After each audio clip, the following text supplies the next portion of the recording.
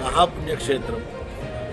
ఈ పుణ్యక్షేత్రంలో సజీవ ప్రాణశిలగా స్వామి స్వర్గలోక భోగాలన్నీ విరక్తి చెంది యాదాద్రిలో అవతరించారు. పంచనారసింహ క్షేత్రం. ఈ నారసింహ క్షేత్రంలో ప్రతిరోజు నిత్య కళ్యాణం పంచతోరణమే.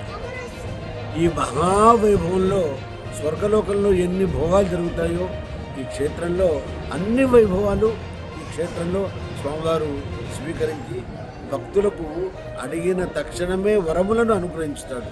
దర్శనం క్షణం, వరం మరుక్షణం. అంత మహిమాన్వితమైన దేవాది దేవుడు స్వామివారు. ఈ స్వామివారికి అత్యంత ప్రీతికరమైనటువంటి సేవ గిరి ప్రదక్షిణ సేవ. గిరి యాద అన్న శబ్దం జ్ఞానం.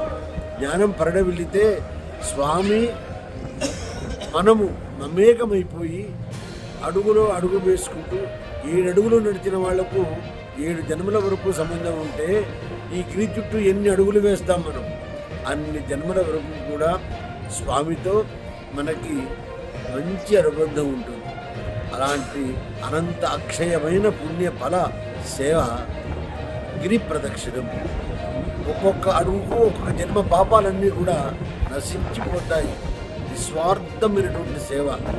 అది తిరుగుతున్నప్పుడు ఈ యాదగిరి పర్వతంలో ఉండబడేటువంటి సుగంధ గంధమంతా కూడా మన శరీరానికి తాకి పారలౌకికమైనటువంటి మహదానందాన్ని మనకి అనుగ్రహిస్తుంది.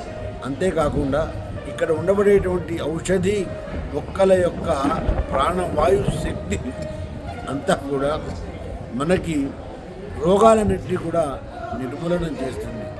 అంతటి అక్షర ప్రసిద్ధమైనటువంటిది, నిజమైనటువంటిది, సత్యమైనటువంటిది, శాశ్వతమైనటువంటిది ఈ గిరి ప్రదక్షిణ సేవ. భక్తులందరూ కూడా ప్రతి స్వాతి నక్షత్రంలో ఈ ప్రదక్షిణ చేసి తరించాల్సిందిగా మనవి. స్వస్తి.